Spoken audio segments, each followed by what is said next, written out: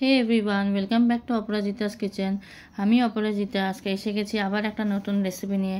আজকে বানিয়ে দেখাবো আপনাদের খুবই টেস্টি চিকেন ড্রাই রোস্টের এই রেসিপিটা। তো আসুন দেখি এটা কিভাবে বানাতে হয়।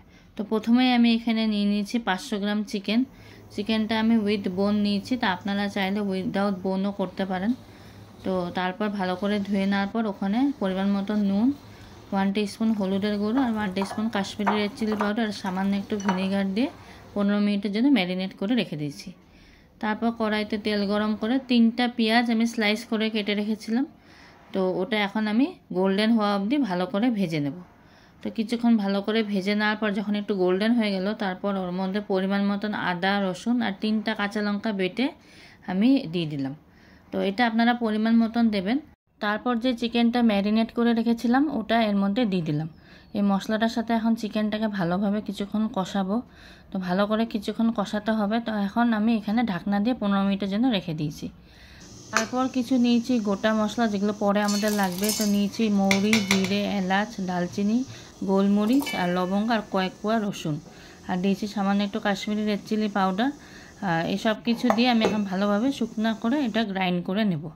উল্টো দিকে আমাদের চিকেনটা প্রায় হয়ে এসছে, জল ছেড়ে দিয়েছে। তো মশলাটা এখন দেওয়ার পালা।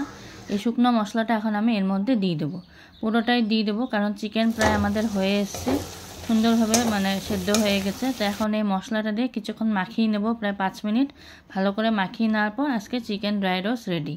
তো এখন আমি এটা সার্ভ করে নেব। তো যদি আপনাদের আমার এই রেসিপিটা ভালো লাগে অবশ্যই একটা লাইক করবেন আর শেয়ার করতে ভুলবেন না, কারণ এটা বানানো খুবই সহজ, খুবই সহজে বানানো যায়। স্টার্টার হিসাবেও খেতে পারেন বা পরোটার সাথেও খেতে পারেন আপনারা। খুবই দারুণ লাগে এই রেসিপিটা খেতে। আর যদি ভালো লাগে অবশ্যই একটা শেয়ার করে দেবেন। আর যারা নতুন আছো এখনও ভাবছেন যে সাবস্ক্রাইব করব কি না, তো আমি বলবো ফটাফট করে ফেলুন, যাতে আগামী দিনে ভালো ভালো রেসিপিস দেখতে পাবেন। আর হ্যাঁ, পাশে থাকা বেল আইকনটা কিন্তু অবশ্যই প্রেস করে রাখবেন, নাহলে কিন্তু সব আপডেটসগুলো পাবেন না। আর ওটা প্রেস করে রাখলে সব আপডেটসগুলো ফটাফট পেয়ে যাবেন আর দেখতেও পারবেন রেসিপিসগুলো। তো এইভাবেই আমার পাশে থাকুন, আমাকে সাপোর্ট করুন। আজকের জন্য টাটা, আবার আসবো আমি একটা নতুন রেসিপি নিয়ে।